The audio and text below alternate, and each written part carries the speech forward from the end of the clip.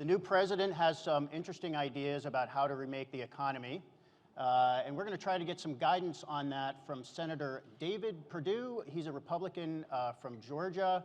He is joining us from the Russell Senate Office Building. Hello, Senator Perdue. Thank you for being with us. Good morning, Rick. I wish I were there. Yeah, we wish you were here too. We know you have to vote today. You're live on the 10-foot tall screen here at Yahoo Finance.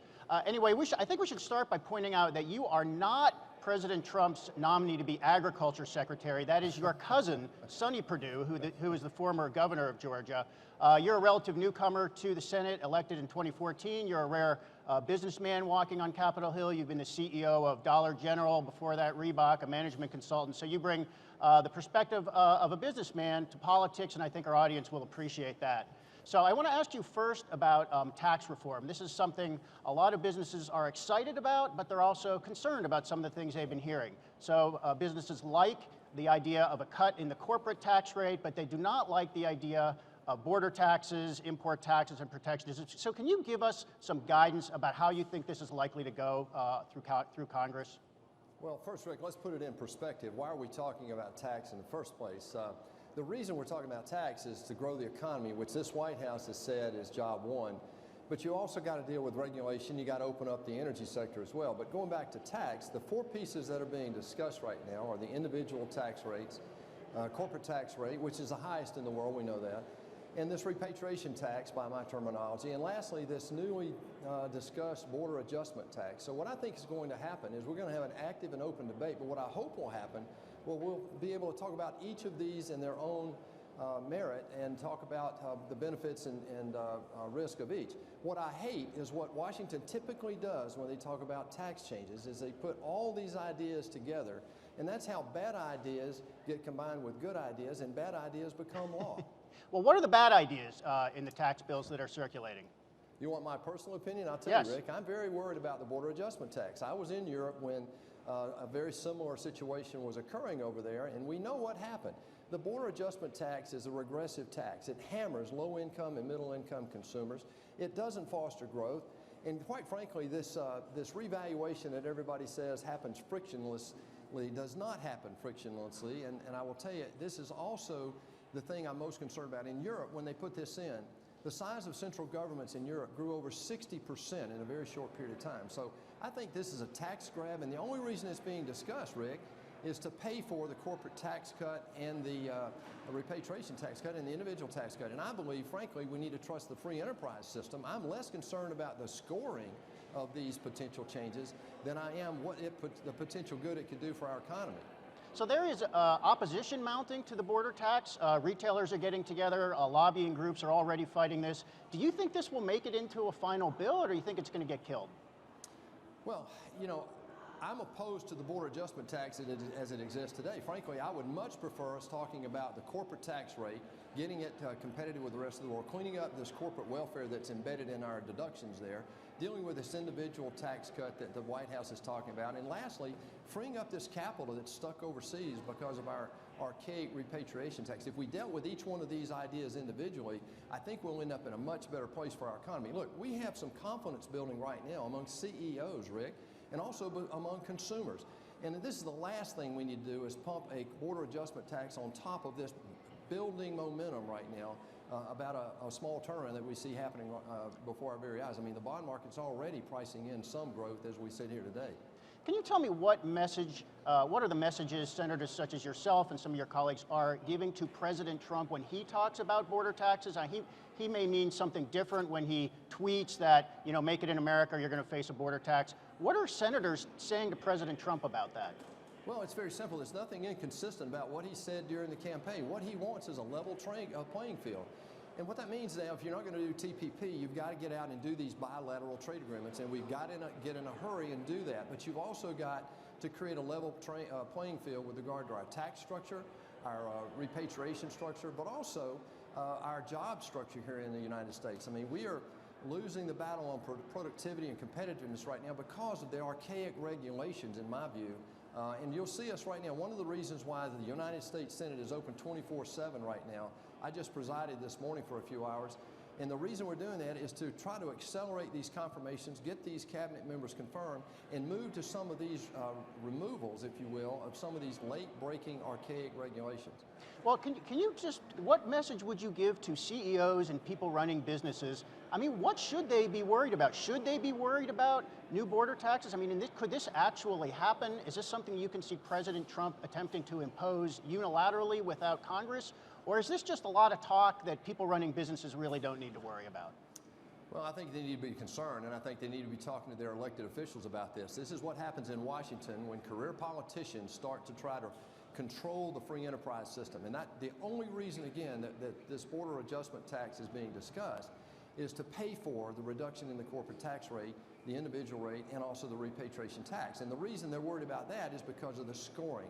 They want this to be revenue neutral. Frankly, if you look at this in the proper way from the free enterprise standpoint, I believe this will absolutely pay for itself, make us more competitive, increase our competitiveness with regard to exports around the world. So my view is the message to the CEOs around the country is the message I'm telling to my friends, and that is there's a new sheriff in town. He's an outsider, he's a business guy, and he's listening to you guys. And I believe that we're going to see a new day when we pull back on these regulations, get our tax structure more competitive, get training programs put back in for the jobs that we can't fill right now in the United States, and absolutely deal with this immigration issue once and for all. So last question about tax reform before we move on. Can you give us a timetable? Will we see a bill pass Congress this year? Will it take until next year, longer? Rick, I'm smiling because I'm an outsider to this nonsense here, but I will tell you honestly, here are the steps. We just did a budget for 17. We're going to do reconciliation for Obamacare. That's going to take a little time. And then we have to do the budget for 2018 and do reconciliation, and the tax work will be done in there. So I'm guessing that we'll see this late spring and then during the summer, hopefully before the August break. Okay, Dodd-Frank, the big financial regulation bill, you're on the Senate Banking Committee. You'll be dealing with this as well. What do you think is likely here? Are we likely to see an effort to completely repeal that bill or just amend it in some way? Well, personally, I'm very concerned about Dodd-Frank. I'm also very concerned about the CFPB. You don't have time for me to go into all of that, but I will tell you that the CFPB is a rogue agency. It does not have any oversight here in Congress. I put a bill in last year to try to bring the CFPB back under the appropriation process and give oversight to Congress again. Right now, the people of the United States have no oversight on that. Inside Dodd-Frank, if job one is to grow the economy, I believe we have to look at these reserve requirements for community banks and regional banks, because that is stopping the free flow of new capital to small businesses. And we know small businesses are the engine for job creation right now in this early turnaround. Can you give us a timetable on that kind of legislation?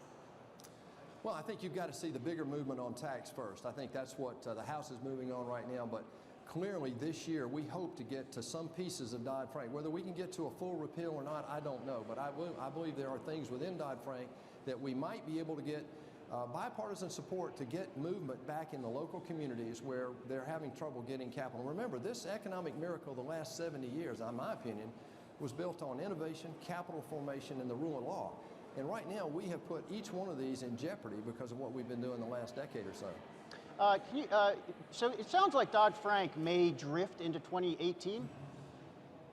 Boy, I hope not. I mean, we don't have time. I mean, this thing has got to get fixed and fixed now. You know, we've got a little confidence building, as I said before, but that will run out over time if we don't get some of these major hindrances to economic growth taken care of. And Dodd-Frank right now was necessary from some standpoints, but it was far overreaching in my view with regard to its impact on small and community banks and the lending that goes on in those communities.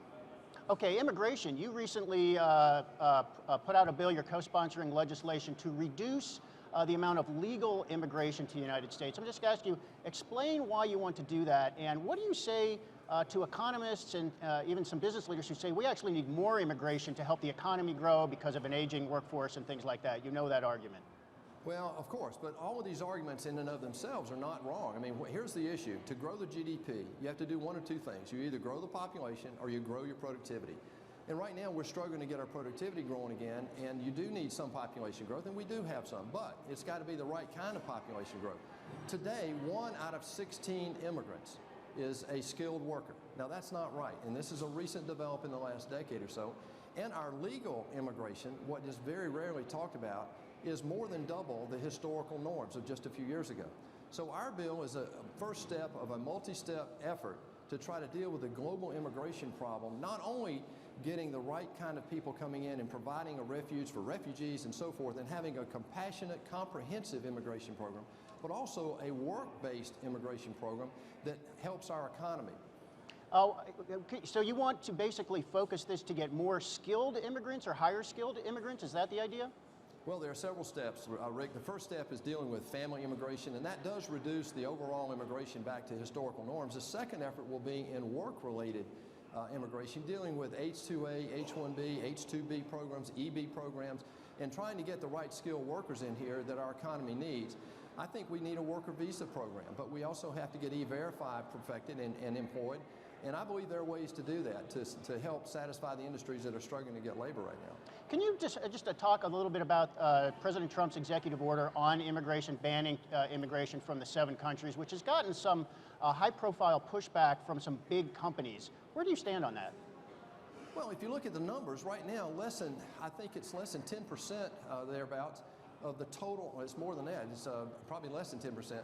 Are affected, of Muslim population are affected by this. Over 89% of all Muslims in the world live in countries that are not affected by this. This is not a religious ban. This is a temporary ban. Let's forget, the word temporary has been forgotten in terms of the media talking about this, Rick, but it's a temporary ban to basically make sure that our review process is adequate to protect the American people.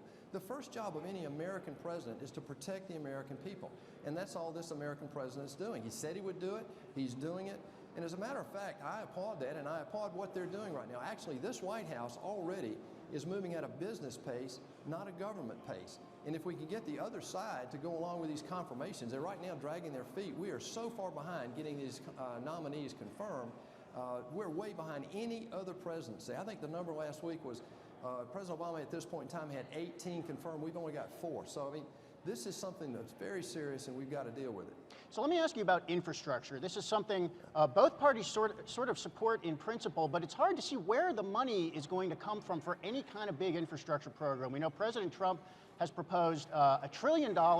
I think he's now lowered that to $550 billion, and he's saying most of that would come from private investors, but it doesn't seem like that kind of funding would support most bridges, roads, and things like that. And meanwhile, there's just no money in Congress for a bill like this. So is anything at all likely to happen on infrastructure this year? You know, Rick, Lee Kuan Yew, who was a prime minister of Singapore, created an economic miracle there several decades ago, and he built it on 4 principles. One, you had to have clean, potable water, cheap electricity, world-class infrastructure, and an educated workforce. And we've let all 4 of those issues flounder in the United States in the last several decades, and we've got to deal with those. One of those is infrastructure. If you want to grow the economy, I believe we do need to invest in infrastructure, but they need to be in projects that show a return. And the public-private partnership opportunity is there. I believe that USAID, for example, has several of these projects around the world. The biggest is Power Africa in Asia. It's going to power a majority of Africa, and with $8 billion of U.S. aid money, attracted over $45 billion of private money, and that's turning out to be a very successful formula there. I hope we can find some of the same things to do here.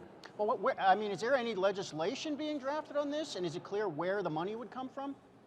Well, the White House is going to lead on this, and quite frankly, this economy, or this government has plenty of opportunity. Let me give you an example, Rick. Our federal government in 2000 spent $2.4 trillion all in. These are 2015 numbers.